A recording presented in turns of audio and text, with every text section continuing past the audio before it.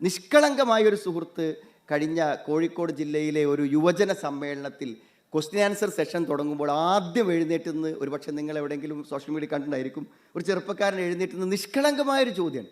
അത്രയും നിഷ്കളങ്കമായൊരു ചോദ്യം. അവൻ ചോദിച്ചൊരു ചോദ്യം എന്താണെന്ന് വിചാരിച്ചാൽ, സത്യത്തിൽ ഇതൊക്കെ തെറ്റാണെന്ന് അറിയാൻ പറ്റും, പക്ഷേ ഒരു കാര്യത്തിന് മാത്രം നിങ്ങൾ കുറച്ചൊരു ടിപ്സ് പറഞ്ഞു തരണം. കാരണം കഴിയാത്തത് കൊണ്ടാണ് ഞാൻ ചോദിക്കുന്നത്. എന്താണ് അവൻ ചോദിക്കാനുള്ള ചോദ്യം തരും?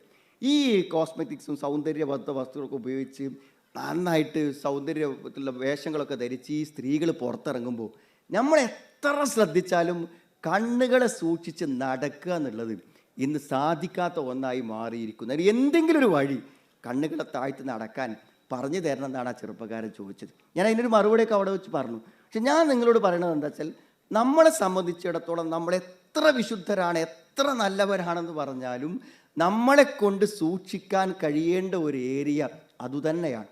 അതായത് നിങ്ങളുടെ ക്ലാസ്സിൽ വരുന്ന കുട്ടികളാണെങ്കിലും, നിങ്ങൾ സഹപ്രവർത്തകരും അതേപോലത്തെ സഹപ്രവർത്തകകളുമാണെങ്കിലും ഒക്കെ നമ്മൾ ആ കാര്യം സൂക്ഷിക്കണം.